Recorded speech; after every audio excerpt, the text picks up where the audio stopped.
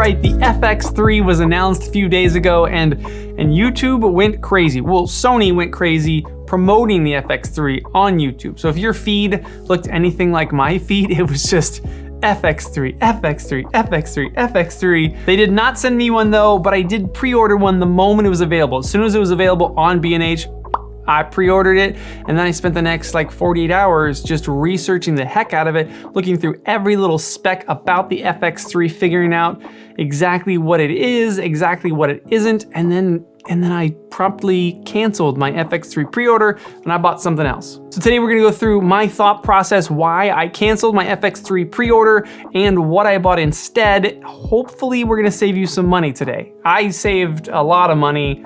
Hopefully we'll save you some money as well. Before we jump into that though, do me a favor, hit that like button below. That helps me out a ton, helps YouTube know that this is a video that they should show to other people. Hit that like button. Thanks. Also, today's video is sponsored by the merch shop, so go pick yourself up some merch. Be a good human. Hoodies, t-shirts, decals, all that over on the merch shop. That helps this channel out a ton, just helps us keep making more videos like this. I say us, but I just mean me. It's just me. Okay, so the FX3 was announced. Everyone got super excited, myself included, thinking what I thought was that it was gonna be somewhere between the A7S III and FX6. So it was gonna be more of a cinema line camera, some features that the A7S III doesn't have, like maybe a built-in ND filter. That would have been incredible to see. But by the end of the day, we kind of found out that they basically just took an A7S III and they put it in a cinema body. Same sensor, same processor, same flip screen, same everything, minus some physical differences, but at its core, the FX3 is just an A7S III, chop the EVF off, add some tally lights, add some screw points, and a fan. It has a fan, even though the A7S III does not have overheating issues, unless you're like recording for stupid amounts of time, but they added a physical fan on the FX3. That's about it. The FX3 does also come with a top handle that has an audio interface and then a spot for a microphone, but it's the same audio interface that you can get for the A7S III with the K3M audio interface, and the K3M actually comes with a microphone. I actually have no idea why they did not include a microphone with the FX3. They probably should have done that. But again, functionally, the FX3 is just the A7S III dressed up as a cinema camera. Functionally, there's nothing that the FX3 can do that the A7S III can't do. There are a couple things that the A7S III can do that the FX3 can't do. Except on launch day. On launch day, the FX3 had S-Cinetone shipping with it. They kind of touted that as one of the features, but we already knew from leaked emails that S-Cinetone was coming to the A7S III, and yesterday they did that. You're actually looking at me on S-Cinetone right now. This is S-Cinetone.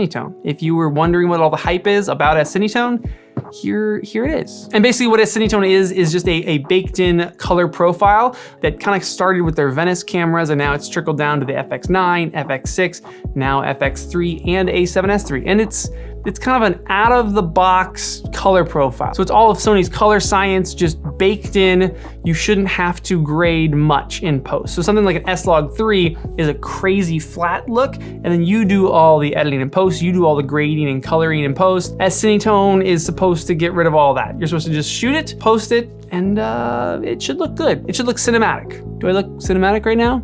I'm sure I'll do some tweaks to it. This is, okay, hang on, this right there, this is S-Cinetone straight out of camera. Here's what it looks like, and this is my edit. That's all I did to it. That's the only changes I did to it. Not much, just here, there's S-Cinetone straight out of camera, and then that's all I've done to it to make it look like what I like. And while I haven't done it yet, I can just look at the monitor and realize it looks pretty dang good straight out of camera. The thing though is that although there's a lot of hype behind S-Cinetone, most filmmakers are still gonna shoot S-Log3. It has more dynamic range and they can really dial in their specific color that they're going for. Whereas again, S-Cinetone is meant to just be shot and exported or have very minor tweaks put on it. Okay, so let's break it down kind of more simply here. The FX3 is part of Sony's cinema line, even though it doesn't have built-in ND filters or the ability to do time code, but it's now a part of that cinema line over there.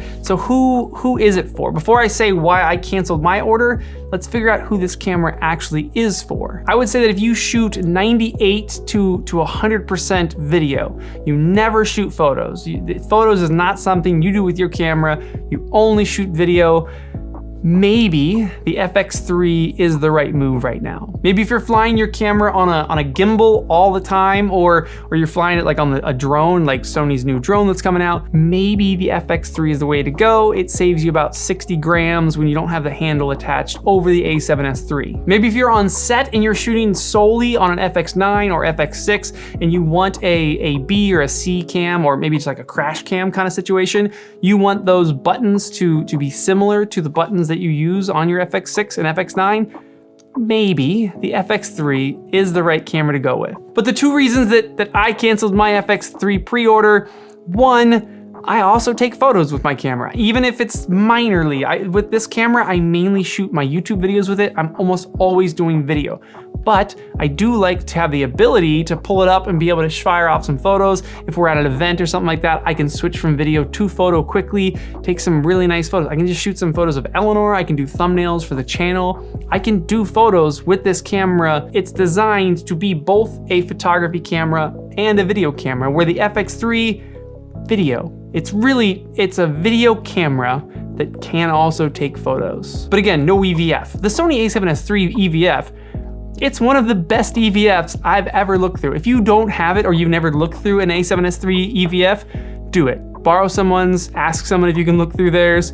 It's amazing. I started using EVFs back on the A7R II, and the A7S III EVF is what EVFs, that's how they were meant to be seen and used. It's incredible. So if you're doing photography at all, to not have that EVF,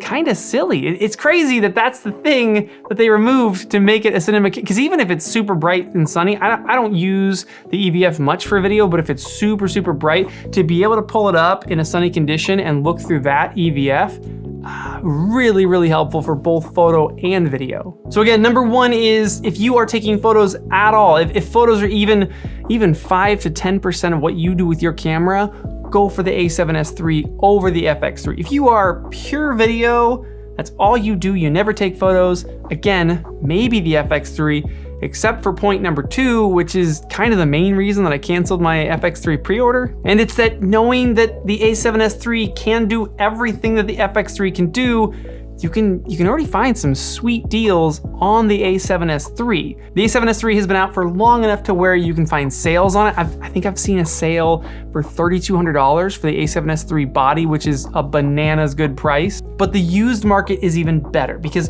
when the A7S III came out, there was so much hype behind it. There was so much buildup of this camera that a ton of people bought it that didn't need it at all, that did not need that much camera. So they bought it and they went, oh, this is a lot of camera. I don't even know how to use this much camera. So there's this massive used market for A7S IIIs,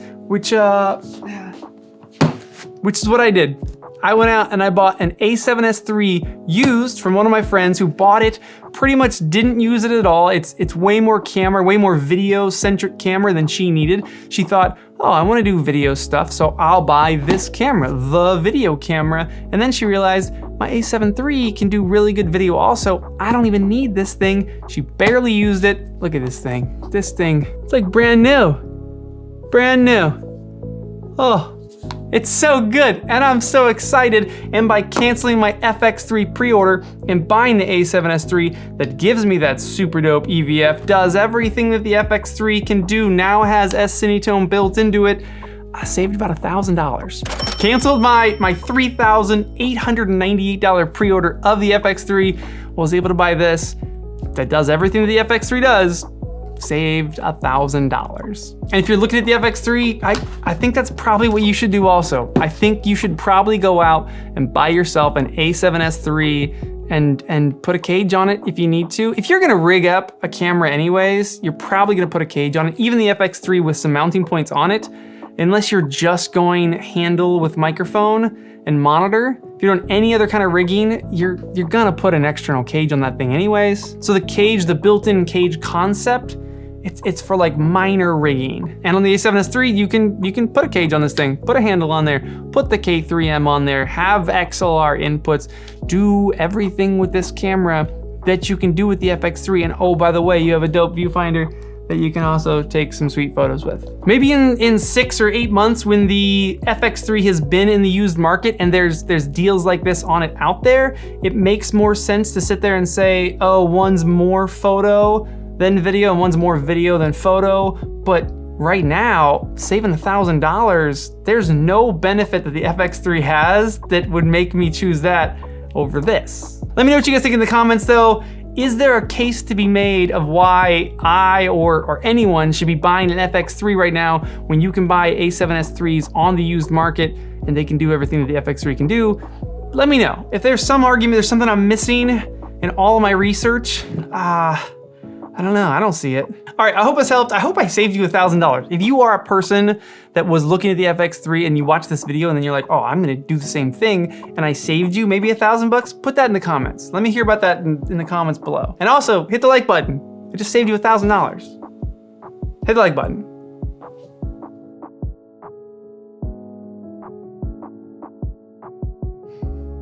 This thing's brand new. All right, let's see what this S-Cinetone looks like. I'm gonna edit this thing up. It looks good right now, just in camera. It looks more contrasty because usually I'm shooting an S-Log, so obviously it's super contrasty on the screen, but it even looks like the shelves are a little darker than they normally are when I'm shooting with S-Log, so we'll see what I can do. Again, here is S-Log all by itself. This is exactly what's being shot out of the camera, and then here is the very subtle grade that I put on it. One more time, ready? S-Log, my grade. S-Log, my grade. S-Log, my grade.